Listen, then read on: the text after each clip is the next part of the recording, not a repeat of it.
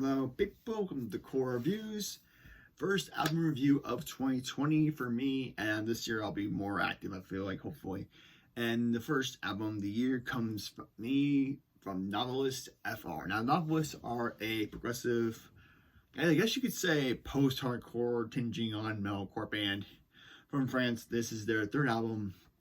They released Souvenirs, I believe, in 2015, and then Nior in 2017, both on a rising empire, I feel like, and this one on 2020 on Sharp Turn Records. Now, this one is shorter than Nior and Souvenirs. I think Souvenirs and Nior are both 12 tracks. I think this one's only 9, which is kind of odd. But, I mean, if you can jam 9 tracks out, more power to you.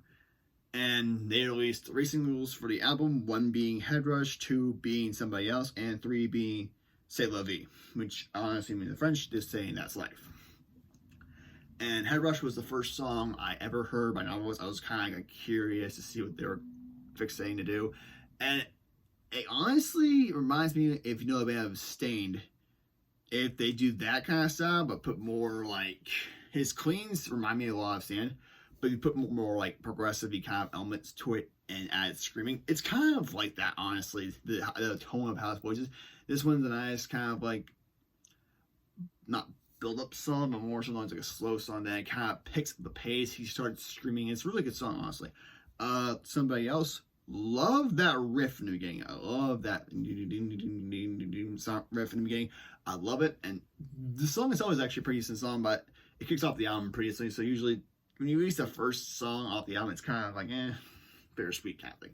And then they released C'est La Vie with Camila Cortez. Now, I don't know what her background is specifically. All I know is she did a track with Landmarks, if I've been researched correctly. She did a job on this song. It's more so a slow one kind of thing going on, but it's a decent song.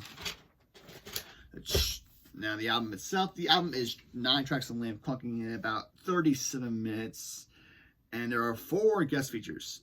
Yes, 4. I already mentioned Camila from where she is from, Cortez, and Florentin Savati, I think it's how I pronounce his name. I'm not too entirely sure how to pronounce it. He's from Landmarks, and he features on the track Kings of Ignorance. Michael Hurst, I don't know who he's from. I'm assuming a guitarist on the second to last track, Rain. And Aaron Marshall, I think is Intervals. If I'm not too entirely sure, but I think it's Intervals. He's a part of Intervals, or he's the guy behind Intervals. On the last track, Human Condition, and that solo and that both songs, Rain and Human Condition by Michael Hurst and Aaron Marshall are both pretty good riffs. Not gonna lie.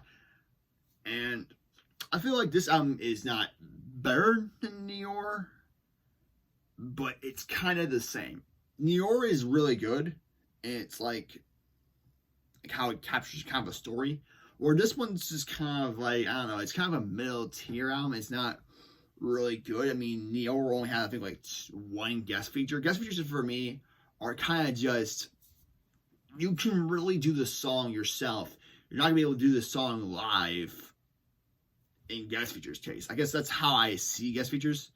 Like, you're not going to be able to do the song live with the same exact guys unless you do the tour with the guys that are on the album and do it that way. I mean, that's just how I see guest features. So it's not really, I'm not saying guest features are not necessary, but at the same time, it's kind of just there to be there, I guess. For the credit, I guess.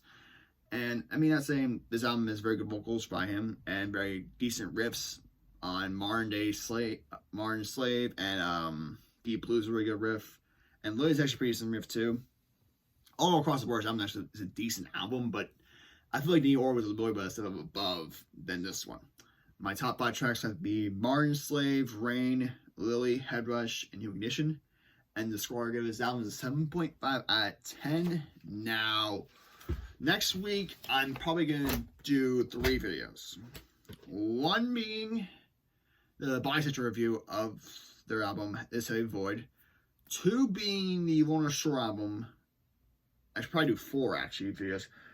3 my opinion on the whole entire CJ debacle of what I honestly think about it.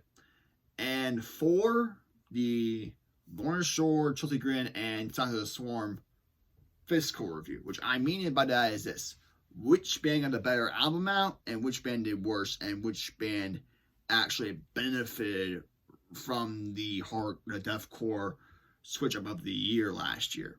So yeah, peace.